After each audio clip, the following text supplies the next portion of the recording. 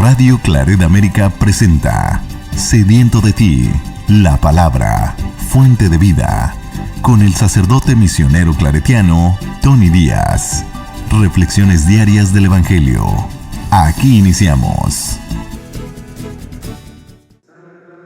Bienvenidos, hermanos, a nuestras reflexiones bíblicas de las lecturas del día. Hoy es lunes de la 33ª semana del tiempo ordinario. Lunes de la 33ª semana del tiempo ordinario. La primera lectura viene del primer libro de Macabeos, capítulo 1, versículos 10 al 15, 41 al 43, 54 al 57 y 62 al 64. En aquellos días surgió un hombre perverso, Antíoco Epífanes, hijo del rey Antíoco, que había estado como rehén en Roma. Subió al trono el año 137 del imperio de los griegos. Hubo por entonces unos israelitas apóstatas que convencieron a muchos diciéndoles: «Vamos a hacer un pacto con los pueblos vecinos, pues desde que hemos vivido aislados nos han sobrevenido muchas desgracias». Esta proposición fue bien recibida y algunos del pueblo decidieron acudir al rey y obtuvieron de él autorización para seguir las costumbres de los paganos. Entonces, conforme al uso de los paganos, construyeron en Jerusalén un gimnasio, simularon que no estaban circuncidados, renegaron de la alianza santa, se casaron con gente pagana y se vendieron para hacer el mal. Por su parte, el rey publicó un edicto en todo su reino y ordenó que todos sus súbditos formaran un solo pueblo y abandonaran su legislación particular. Todos los paganos acataron el edicto real y muchos israelitas aceptaron la religión oficial. Ofrecieron sacrificios a los ídolos y profanaron el sábado. El día 15 de diciembre del año 145, el rey Antíoco mandó poner sobre el altar de Dios un altar pagano, y se fueron construyendo altares en todas las ciudades de Judá. Quemaban incienso ante las puertas de las casas y en las plazas. Rompían y echaban al fuego los libros de la ley que encontraban. A quienes se les descubría en su casa un ejemplar de la alianza y a los que sorprendían observando los preceptos de la ley, los condenaban a muerte en virtud del decreto real. A pesar de esto, muchos israelitas permanecieron firmes y resueltos a no comer alimentos impuros. Prefirieron la muerte antes que contaminarse con aquellos alimentos que violaban la Santa Alianza. Muy grande fue la prueba que soportó Israel. Palabra de Dios. El salmo responsorial es el Salmo 118 y el responsorio es: Ayúdame, Señor, a cumplir tus mandamientos. Ayúdame, Señor, a cumplir tus mandamientos. Me indigno, Señor, porque los pecadores no cumplen tu ley. Las redes de los pecadores me aprisionan, pero yo no olvido tu voluntad. Líbrame de la opresión de los hombres y cumpliré tus mandamientos. Se acercan a mí los malvados que me persiguen y están lejos de tu ley. Los malvados están lejos de la salvación porque no han cumplido tus mandamientos. Cuando veo a los pecadores, siento disgusto porque no cumplen tus palabras. Ayúdame, Señor, a cumplir tus mandamientos. El Evangelio de hoy viene de Lucas, capítulo 18, versículos 35 al 43. En aquel tiempo, cuando Jesús se acercaba a Jericó, Un ciego estaba sentado a un lado del camino, pidiendo limosna. Al oír que pasaba gente, preguntó qué era aquello, y le explicaron que era Jesús, el Nazareno, que iba de camino. Entonces él comenzó a gritar: «Jesús, hijo de David, ten compasión de mí». Los que iban delante lo regañaban para que se callara, pero él se puso a gritar más fuerte: «Hijo de David, ten compasión de mí». Entonces Jesús se detuvo y mandó que se lo trajeran. Cuando estuvo cerca, le preguntó: «¿Qué quieres que haga por ti?». Él le contestó: «Señor, que vea». Jesús le dijo: «Recobra la vista, tu fe te ha curado». Enseguida el ciego recobró la vista y lo siguió, bendiciendo a Dios. Y todo el pueblo, al ver esto, alababa a Dios. Palabra del Señor. Muy bien, demos comienzo a nuestra reflexión de las lecturas de hoy. Y esta semana estaremos leyendo de los libros de Primero de Macabeos y Segundo de Macabeos. Estos libros son muy tardíos dentro del canón del Antiguo Testamento. El primer libro de Macabeos, nos dicen los comentaristas, que fue escrito en hebreo porque solamente una traducción al griego hoy en día existe. El segundo libro de Macabeos, nos dicen los comentaristas, que fue escrito en griego. Ahora, el canón del Antiguo Testamento no los incluye porque no los ven como fieles a la tradición judía. Tampoco algunas versiones de la Biblia protestantes tampoco los incluyen. Son incluidos, pero en la sección de libros apócrifos.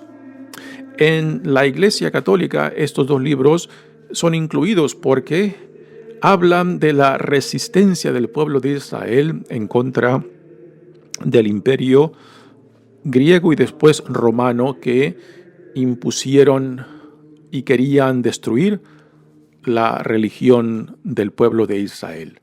Y en estos testimonios de martirio por parte de varios de los personajes que resaltan en estos dos libros, pues la comunidad cristiana, particularmente en los primeros 300 años, pues vieron un ejemplo clarísimo de lo que significaba ser fiel a Dios en el martirio de varios de los que escucharemos esta semana. Esta semana, de lunes a viernes, nos estaremos brincando del primer libro al segundo libro y después del segundo libro al primero otra vez, ¿no? Así que estos libros son significantes por el testimonio que dejan de martirio, que en los primeros 300 años de la Iglesia cristiana fue una experiencia muy común, puesto que era una comunidad religiosa perseguida y que por tanto el testimonio martirial de los personajes que escucharemos esta semana, pues fue muy significante para los primeros cristianos.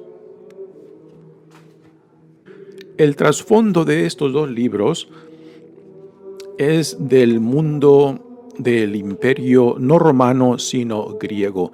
Nos dice al principio el primer libro de Macabeos que el rey que reina es Antíoco Epífanes, que fue rey de Siria y que llegó a su reinado después de que Alejandro Magno muere.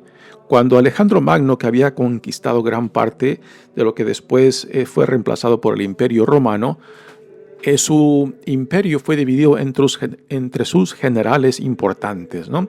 Y la región de Siria, Israel, hasta la región de Egipto, pues quedó bajo uno de los generales principales de Alejandro Magno.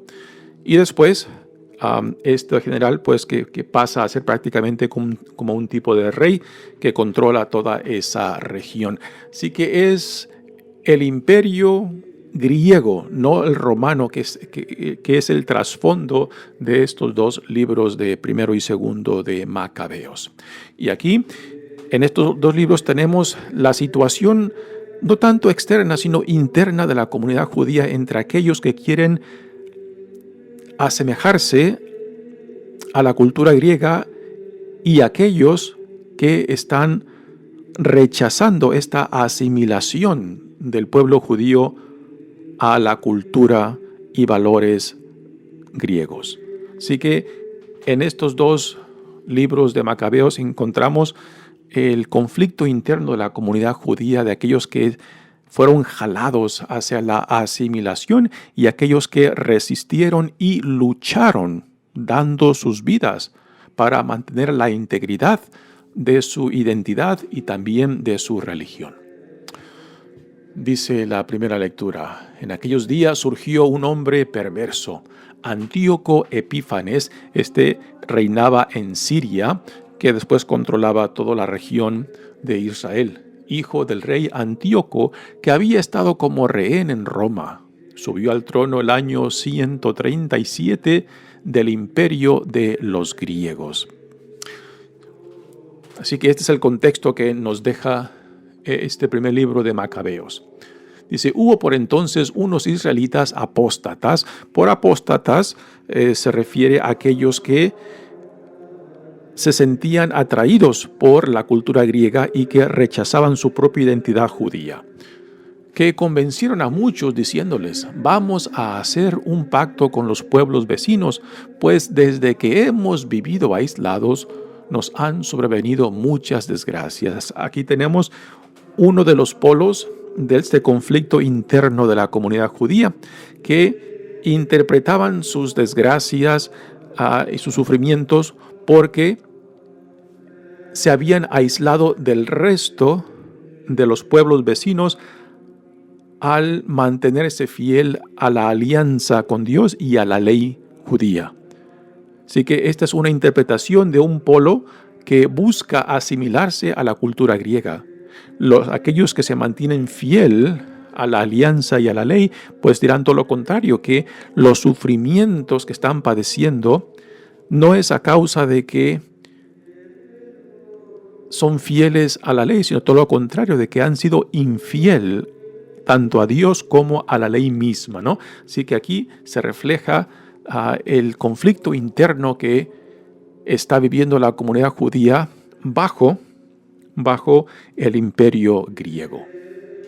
Dice: esta proposición fue recibida y algunos del pueblo decidieron acudir al rey y obtuvieron de él autorización para seguir las costumbres de los paganos. Así que un sector de la comunidad judía, que en realidad habían sido traídos por el rey Antíoco Epífanes para que poblaran y para que su influencia fuera cultivando la atracción hacia la cultura griega que este rey Antíoco prefería. Así que ya dentro de la comunidad judía había un sector muy fuerte que estaba jalando a la comunidad judía hacia la cultura griega y el rechazo tanto de la alianza como de la ley que separaba al pueblo judío del resto de los pueblos paganos. Dice: entonces, conforme al uso de los paganos, construyeron en Jerusalén un gimnasio, simularon que no estaban circuncidados, renegaron de la alianza santa, se casaron con gente pagana y se vendieron para hacer el mal. Así que aquí el autor de este primer libro de Macabeos da un resumen de aquellos que rechazan tanto la alianza como la ley y que se someten a la cultura griega. Y al construir un gimnasio, en la cual los gimnasios, digamos, era algo similar a los clubes de deportes hoy en día, donde los hombres luchaban desnudos. Y el judío, por la circuncisión, pues fácilmente era identificado como judíos porque estaban circuncidados. Los paganos y los griegos no estaban circuncidados. Así que los judíos que se asimilaban a la cultura griega, pues trataban de cubrir su circuncisión. ¿Cómo lo harían? No nos explica en detalle, pero parece que ellos hacían algo para cubrir su identidad judía al asimilarse a la cultura griega. Así que el participar en los gimnasios luchando desnudos, lo cual para la mentalidad judía era algo vergonzoso, puesto que la desnudez era algo de la vida privada y no de la vida pública.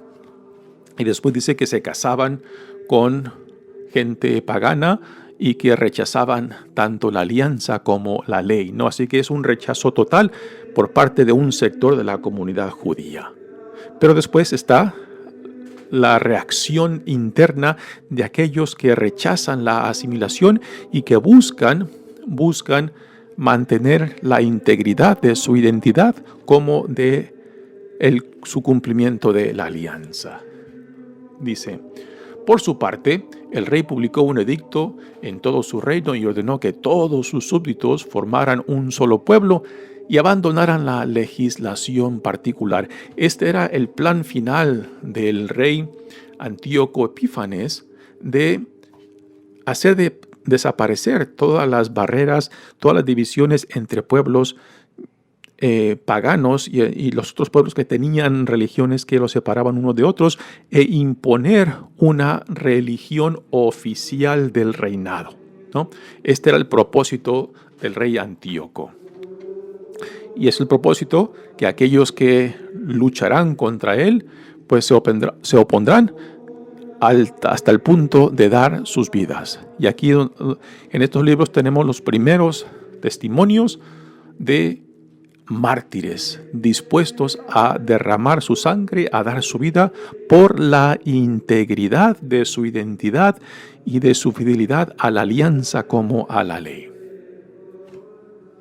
Dice: el día 15 de diciembre del año 145, el rey Antíoco mandó poner sobre el altar de Dios un altar pagano. Así que imagínense, en el altar de Jerusalén, sobre ese altar se monta otro altar pagano para dar culto a los dioses de la religión oficial del reino.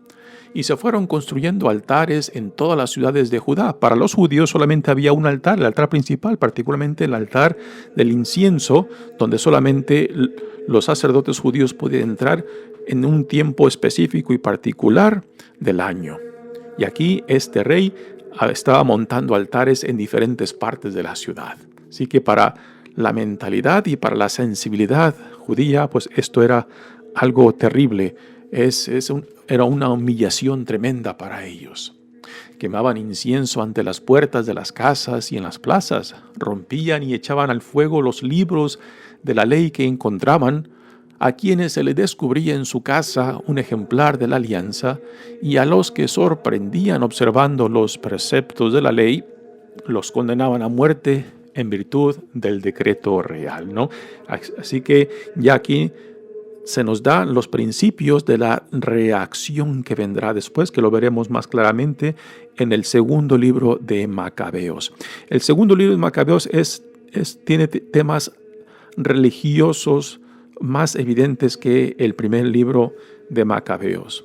El primer libro de Macabeos tiene una narración más histórica que religiosa. Así que es en el segundo libro donde escucharemos acerca de aquellos que se mantuvieron fieles, aquellos que dieron sus vidas por la integridad de su identidad y de su fidelidad tanto a la alianza como a la ley. Dice: a pesar de todo esto, muchos israelitas permanecieron firmes y resueltos a no comer alimentos impuros. Prefirieron la muerte antes que contaminarse con aquellos alimentos que violaban la santa alianza. Muy grande fue la prueba que soportó Israel, ¿no? Así que aquí esta es una introducción a este tiempo histórico del pueblo de Israel bajo el imperio griego, que después de que muere Alejandro Magno, pues su imperio es dividido entre sus generales, y después cada general pues se convierte en un rey. Se autodefinen como reyes de sus territorios, y es bajo este contexto donde estos libros de primero y segundo Macabeos surgen. Y aunque no son parte del canón del Antiguo Testamento judío y tampoco del canon de las versiones de las Biblias protestantes, pues en la Biblia católica los encontramos, porque los testimonios de martirio, particularmente en el segundo libro de Macabeos, pues fueron ejemplos muy alentadores y que sirvieron de gran inspiración para los primeros cristianos, particularmente en los primeros 300 años de la iglesia cristiana, pues esa fue la experiencia de ellos también, de persecución por su fidelidad tanto a Cristo como a Dios. Muy bien, pasemos ahora al Evangelio de hoy, que viene de Lucas, y aquí tenemos una escena de otra sanación. En el Evangelio de Marcos, esta escena se lleva a cabo en las afueras de Jericó, cuando Jesús va saliendo de Jericó rumbo a Jerusalén. En el Evangelio de Lucas, Jesús va entrando a Jericó. En el libro de Marcos se nos da el nombre del ciego que es Bartimeo, o sea, hijo de Timeo. En Lucas no nos da el nombre de este ciego. Y en el Evangelio de Mateo no es un ciego, sino son dos ciegos quienes vienen a Jesús pidiendo sanación. Así que esta escena tiene algunas variantes entre Lucas, Marcos y Mateo. Dice el Evangelio: en aquel tiempo, cuando Jesús se acercaba a Jericó, un ciego estaba sentado a un lado del camino y pidiendo limosna. Así que Jesús va entrando a Jericó y es ahí donde este ciego, que en Marcos se nos da el nombre que es Bartimeo, o sea, hijo de Timeo, escucha el ruido de la gente que va pasando y pregunta: ¿qué pasa? Este ruido que hay, ¿qué es lo que pasa?, pregunta el ciego Bartimeo. Y la gente le dice que es Jesús el Nazareno. Imagínense la gran sorpresa de este ciego al enterarse que Jesús el Nazareno, quizás él ya había escuchado acerca de este Jesús, hombre de Dios, que en él se manifestaba el poder de Dios, y quizás había escuchado de las sanaciones, de los milagros, de la expulsión de demonios, y ahora lo tiene ahí enfrente. Y este ciego pues no va a perder la oportunidad de que Jesús le pueda conceder la sanación, de que le regrese la vista. Y empieza a gritar detrás de él: Jesús, hijo de David. Aquí este ciego lo nombra con este título mesiánico, hijo de David, que prácticamente significa de que es descendiente del rey y que por tanto Mesías. Así que es un Mesías rey, a lo que hace referencia este título, hijo de David. Y le dice: ten compasión de mí. Esta misma escena en el Evangelio de Marcos tiene un poco más de detalles. La gente que va acompañando a Jesús le dicen al ciego que se calle, que no grite, que no perturbe al maestro, ¿no? Y lo cual es una escena muy, muy fascinante, porque a veces la multitud manifiesta un capricho muy interesante, ¿no?